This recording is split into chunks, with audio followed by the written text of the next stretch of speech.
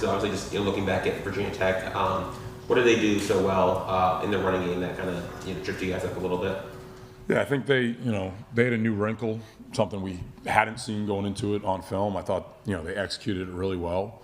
And then, I really think a lot of it was just our details. And that was the biggest message to the team, really on the sideline in the V. And then,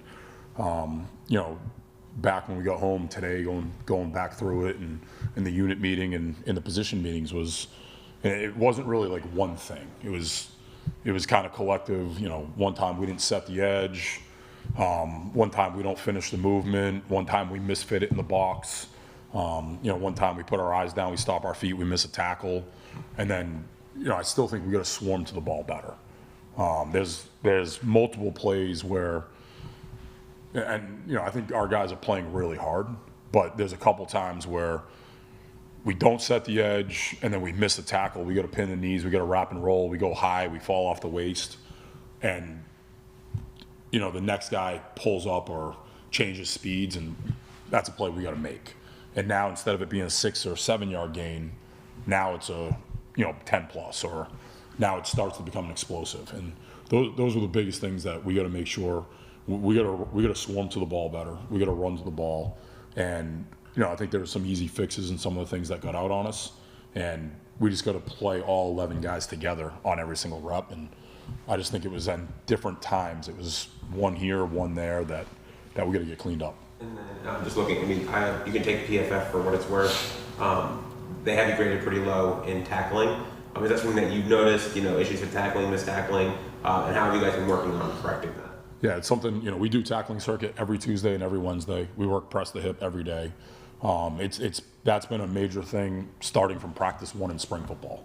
We did it all spring football. The guys did it on their own all summer after lift, and we've done it every single day since camp. That was our worst tackling game of the year. Their backs ran hard. They did a good job. I thought the quarterback was really difficult to get down. A lot of our missed tackles were on the quarterback, and I think, and it was the same thing. It's Wes, it's ZP, it's different guys in different spots where I think our guys went for like kill shots rather than taking one more step, throwing their hands, accelerating through contact, or pinning the knees and working a wrap and roll. And we're trying to take the knockout shot, which the quarterback's a good player. That kid broke a lot of tackles. He extended a lot of plays, and there were times it's 4th and 2 or 4th and 1, and we hit him 1 or 2 yards deep in the backfield, and he falls forward for the first down. Or there's times we hit a guy at the line of scrimmage, and next thing we know, it's a 5 yard gain. And those are some of the things, just fundamentally and technique-wise, we have to do a better job of trusting the fundamentals to play the way we want to play. Had to play most of the game without Jacoby Thomas. Obviously, I know Mario said that he's hopefully going to be back for this week, but how did you feel about the group, Bryce, Dylan, the other guys who stepped up there, especially Gerard, Keontae, and OJ? Yeah, I think Bryce is a guy right now, you look at him, he's not a freshman anymore. He's played a lot of football this year. He has stepped up in a lot of different situations, and he's played very well. And he's moved around. He's played multiple positions now. I think there were some other guys. Pruitt stepped in and had some really good reps for us. Dylan Day had some really good reps for us in the game. Those are guys that maybe haven't played as much. And, we get the naked or the roll pass the one time, and, we got Dylan off the edge. And that's a play I think, he plays a little bit more. He's going to make that play. We've seen him do it in practice. I think that's a quarterback that, makes that play in that situation. That's a veteran guy that's played a lot of college football. And, I know that next time Dylan's going to make that play. Or, some of the other situations, like Pruitt's in a really good spot. And I think now just more reps, he'll continue to get better and he'll continue to make those plays. And, we have guys at all 3 levels that I think have stepped up. Some guys have played more as the season's gone on. Some guys maybe not as much, but that's a game on the road late in the season where we had different guys step up into different situations and maybe play more football than they've played all year. And I thought they handled the situation really well. The ACC takes a lot of knocks around the country, but when you look at the season as a whole and the challenges that you guys have faced week to week, it's a pretty good offensive coaches in the league, et cetera, et cetera. Now that you're wrapping up your first full season as coordinator in the ACC, what are your thoughts just on the league, the offenses in general, and the challenges week to week?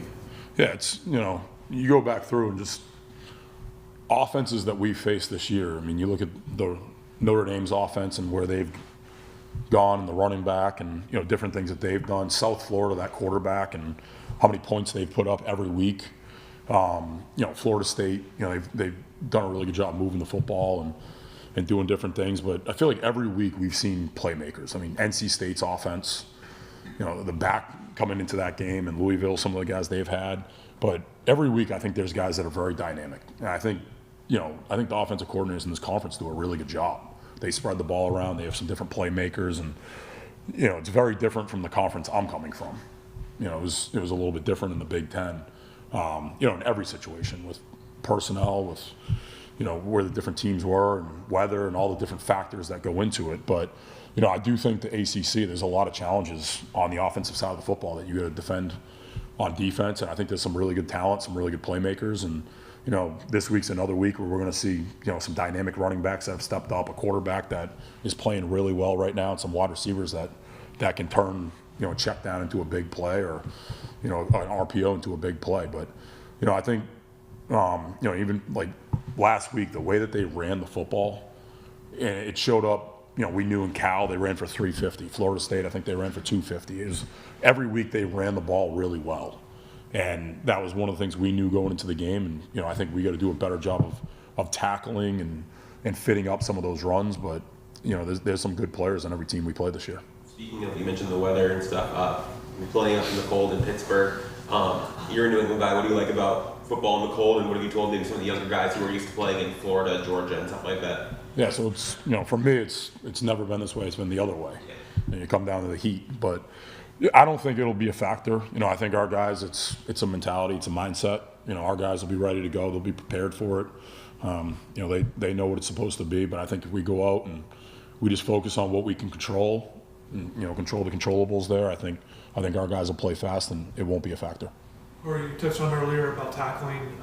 Going into this game, I assume it's very easy for you to put on the tape from last game against Pitt. Like, if we don't tackle, this is what could happen. Can you speak on, you touched on a little bit, but just the challenges of what they did with their rushing attack? Yeah, no, it's the biggest message for our guys today was, you know, like the first thing was, guys, we went up on the road to a very difficult stadium to play in.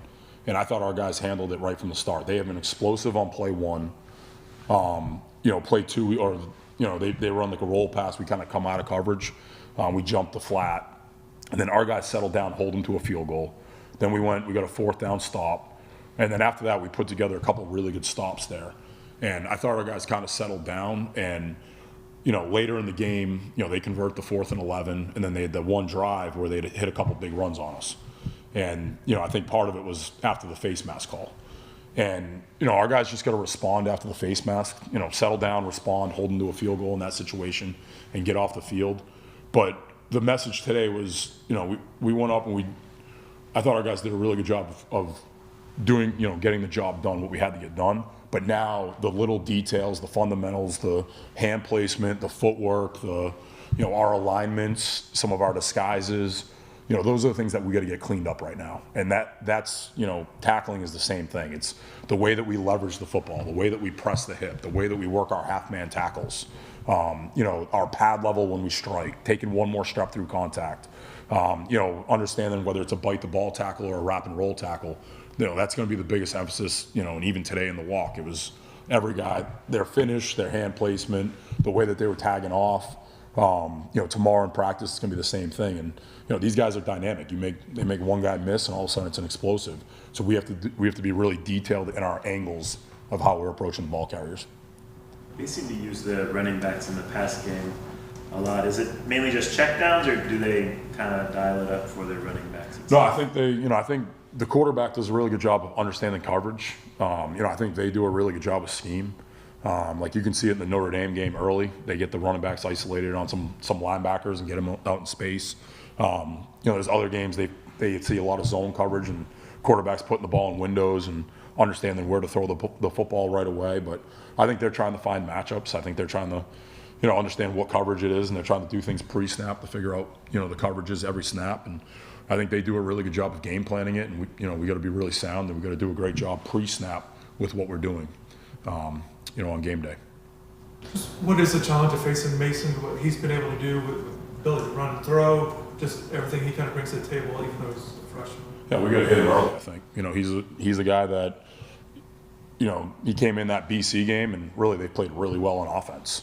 And, you know, it's going to be the same mentality. We're going to stop the run. They got dynamic running backs, you know, no matter which guy's back there. I mean, last week that kid stepped up huge for him. But I think they got a really good group of running backs that are explosive, and you know they hit the edges really well last week against Georgia Tech. And then you know in the pass game, he looks very comfortable back there. You know he's looked comfortable running the offense and understanding coverages and taking his checkdowns when he needs them, and taking shots vertically when he's had them. And he's made some really good throws. And you know you even look 2 weeks ago the game, you know early in that drive he throws a great 7. And, you know. Kind of goes off the fingertips of the wide receiver, but they have a shot to score in that first drive. You know, they've started hot in a lot of games. You know, last week they're up 28-0 right away. And, you know, we got to get him off track and we got to hit him. And, you know, he does a really good job of escaping things in the pocket. You know, there's not a lot of times where all of a sudden that pocket collapses, and whether he steps up or he steps out and he makes one guy miss and then he finds a guy down the field. And like last week, I think he hit the guy in the corner of the end zone stepping up to the left. Had a really good throw on the move, and there's other weeks he understands when to put his foot in the ground and you know go get the yards he can get and then get down and continue to move the sticks. And we got to do a great job of collapsing the pocket and getting them off track behind the sticks and hitting them as much as we can. Specifically with your group at linebacker, the challenges with all the things you just said, with what they have, your group, how do you feel and what you need from that linebacker group? Yeah, I think we run well. You know, I think that's one thing that. You know, our guys move really well and they're really good in space, and I think that's something that's a strength of ours. And you know, I think that's one of the ways that we, you know, where they try to get different guys with check downs and in space. I think that's one of the things that is an advantage for us here. Great, thank you, Coach. All right, thank you guys.